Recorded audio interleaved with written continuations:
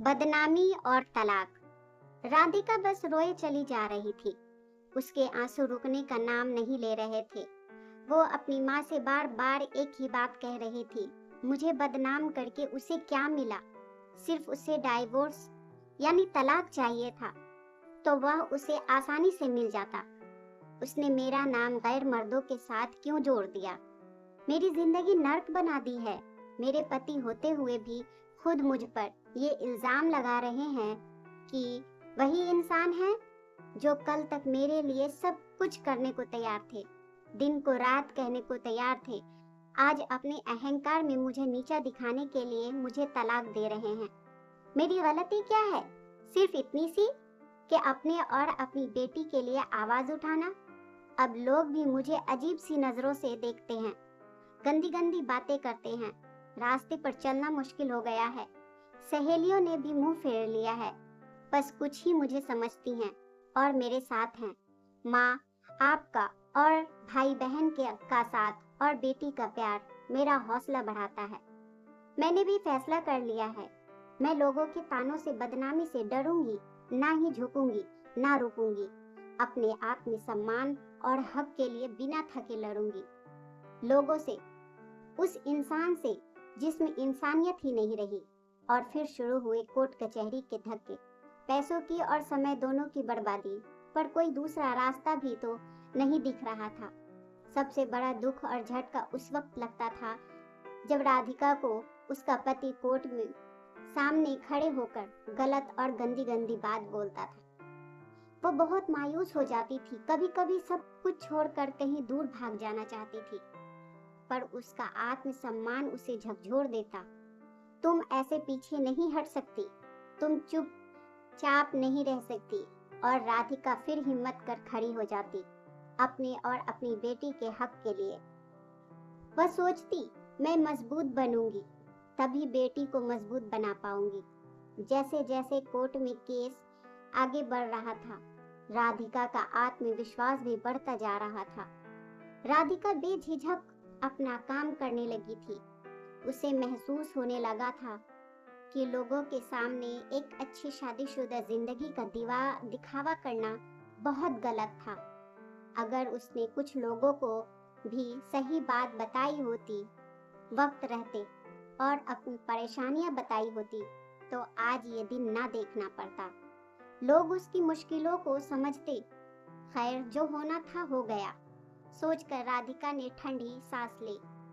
अब वो खुलकर जीना चाहती है। अपनी जिंदगी में राधिका के पति को भी एहसास हो गया था। उसने राधिका पर झूठे इल्जाम लगाकर मुसीबत मोल ले ली है।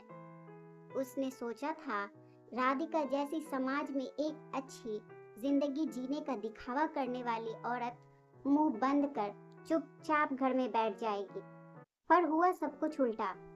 राधिका ने तो घरेलू हिंसा की सच्चाई सबके सामने लाकर रख दी थी।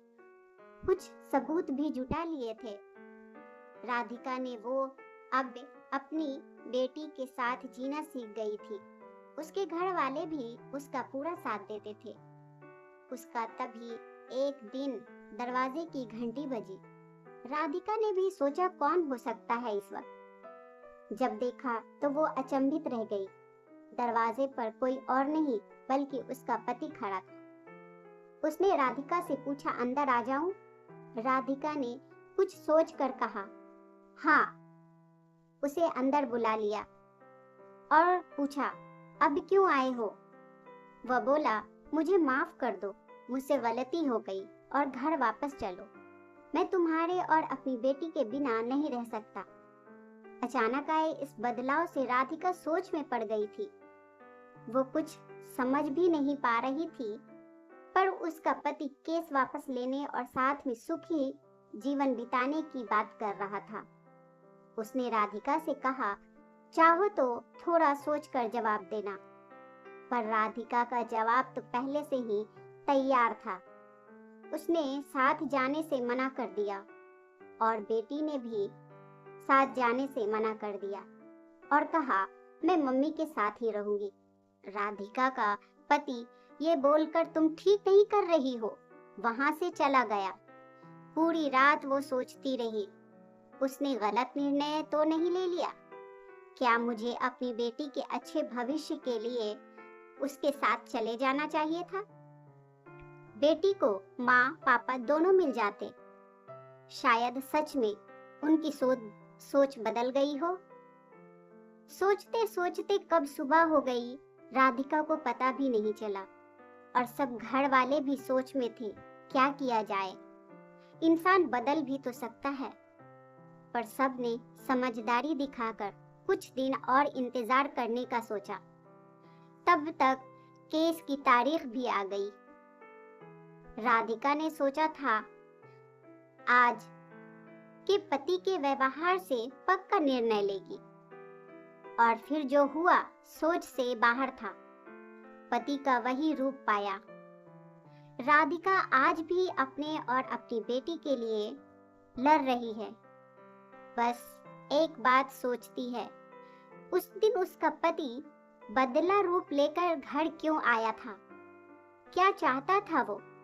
क्या साथ जाना सही था, या अपने हक और अपने आत्मसम्मान के लिए लड़ना?